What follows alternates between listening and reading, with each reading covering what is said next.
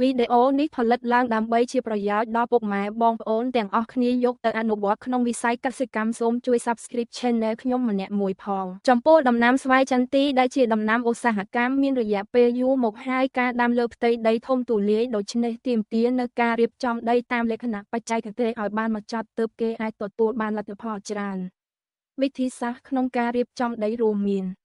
ការកាប់ឆ្ការព្រៃការសាងសង់ផ្លូវការសាងសង់ប្រឡាយទឹកការដាំដំណាំគម្របដីការកាប់ឆ្ការព្រៃចំពោះបញ្ហាកម្លាំងពលកម្មគេអាចប្រើប្រាស់កម្មករនិងគ្រឿងយន្តដើម្បីសម្អាតនិងរៀបចំដី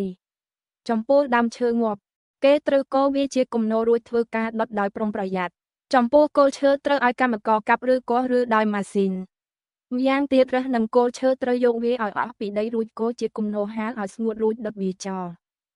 ចំពោះករណីដុតព្រៃជាទ្រង់ទ្រាយធំជាធម្មតាប្រព្រឹត្តទៅ6 ត្រេ 8 សប្តាហ៍ក្រោយពេលកាប់ឆ្ការការសង់ផ្លូវបន្ទាប់ពីដុតព្រៃរួចការសង់ផ្លូវត្រូវកិត្តគូរជាបន្ទាន់ដោយប្រយ័ត្ននិងដោយធ្វើការកំណត់ឲ្យបានច្បាស់ផ្លូវត្រូវមានទទឹង5 ទៅ 6 ម៉ែត្រងាយស្រួលដល់ការដឹកផលិតផលការសង់ប្រឡាយលក្ខណៈនៃប្រឡាយផ្នែកបាតខាងលើពី2 ទៅ 6 ម៉ែត្រផ្នែកបាតខាងក្រោមពី1,2 ទៅ 1,8 ម៉ែត្រជម្រៅ1,8 ទៅ 2,7 ម៉ែត្រដោយចន្លោះប្រឡាយមួយទៅប្រឡាយមួយមិនលើសពី100 ម៉ែត្រហើយកូនប្រឡាយទាំងនោះត្រូវជីកកែងនិងប្រឡាយមេដែលមានទំហំប្រែប្រួលពីផ្នែក